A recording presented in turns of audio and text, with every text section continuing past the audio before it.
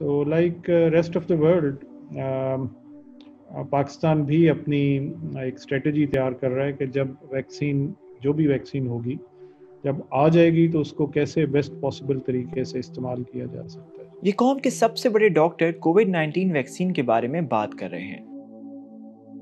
Vaccine एक ऐसा मादा है जो आपके जिस्म में दाखिल होकर वबाई बीमारियों के खिलाफ कुव्वत मदाफत पैदा करती है।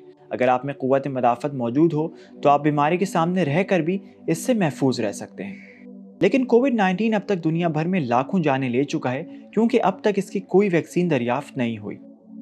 अब जबकि पाकिस्तान में एक चीनी कोविड-19 वैक्सीन की जांच का अमल तीसरे मरहले में दाखिल हो रहा है, हमने डॉक्टर हफीज से इस मुमकिना वैक्सीन के हवाले से हुकूमती मंसूबाबंदी के बारे में बात की। वैक्सीन का बन जाना या उसका डिस्कवर हो जाना एक अलहदा चीज़ है, और वैक्सीन के बनने के बाद उसका पब्लिक तक पहुंचना दैट्स अनदर प्रोसेस।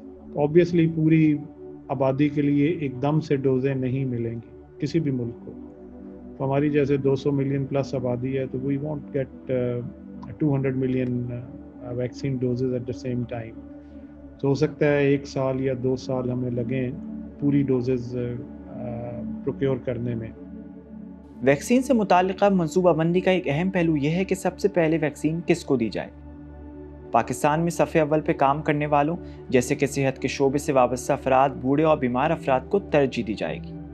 लेकिन आइडियल सिचुएशन तो ये है कि at a given day we get 200 million doses, so then priority doesn't come in, but it's not going to happen like that. Maybe हमें पहले 2% आबादी के लिए या 3% के लिए मिले, दूसरी गो में 15 से 20% के लिए मिले, और फिर तीसरी गो में हम ज़्यादा ले सकें।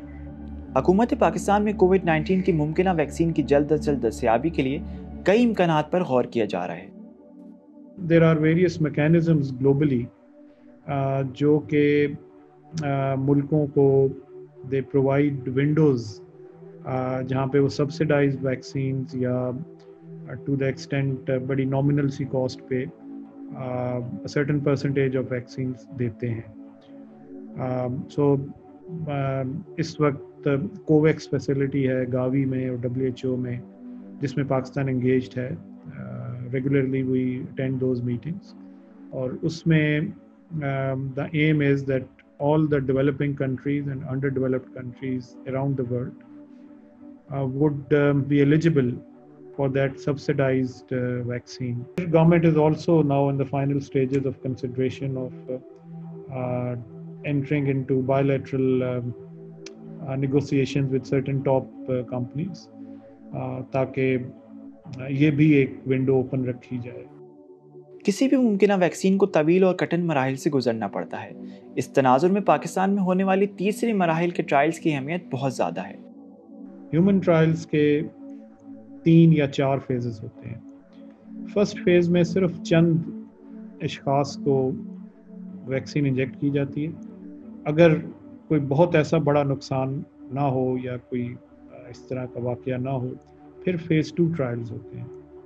फेज़ 2 ट्रायल्स में 100-50 इतने वॉलंटियर्स में वैक्सीन इंजेक्ट करके ब्लड में उसका रिस्पांस देखा जाता है। जो सबसे टाइम कंज्यूमिंग है जब ये दोनों अप्रूव हो जाते हैं, ये दोनों फेजेस, और अप्रूव होने का मतलब ये है कि इनका डेटा ग्लोबली शेयर किया जाता है, प्लस ग्लोबली जहाँ जहाँ भी एक्सपर्ट्स हैं उनको फ्री एक्सेस हासिल होगा मेरे डेटा को, और इसको पब्लिश करेंगे। और जब वो इससे एग्री कर लें, एक कंसेंसस हो बेस्ड ऑन सर्टेन बेंचमार्क्स कि ये बेंचमार्क्स अचीव हो गए, फिर फेज़ 3 ट्रायल में जाते हैं।